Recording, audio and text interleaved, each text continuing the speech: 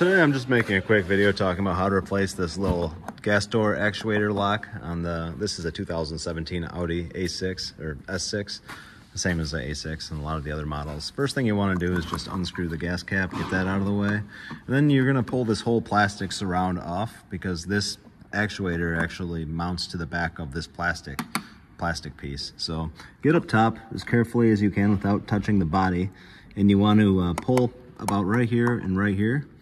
So carefully try to get in there like that and then pull out. You can use toothpicks, or if you're paranoid you can use a little plastic thing, and then pull out on it like that. And then the bottom kind of unhooks. So all you need to do is, you don't have to pull this out completely.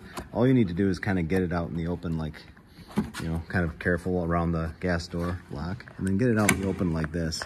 This is enough room where you can kind of work it. You're just going to use a small T20 bit for both of these. Undo this plug and then route the little emergency release right here back into this area.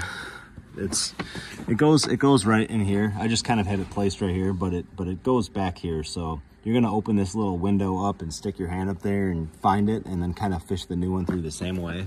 If you don't want to do it like that, you can unhook it right here and just use the old one. It'd be a little bit easier, you know, just to undo it there and just use the old, you know, emergency release. But either way, it's not too bad of a job at all. Once you're done with that, these little latches are they're pretty durable. This is what you're actually releasing. So you're trying to push down on the little hook there. And, you know, without, this seal got a little bit screwed up, but it's not gonna be a problem. It kind of hooks underneath the body anyways up top. The main thing is you don't wanna catch this edge with a pick or damage anything like that. So you can use a plastic grommet tool if that's easier for you and kind of try to pry in there, but it's kind of, you need something kind of sharp to get behind it. But whatever the case, not too bad of a job. That's how you're gonna do it. Thanks for watching.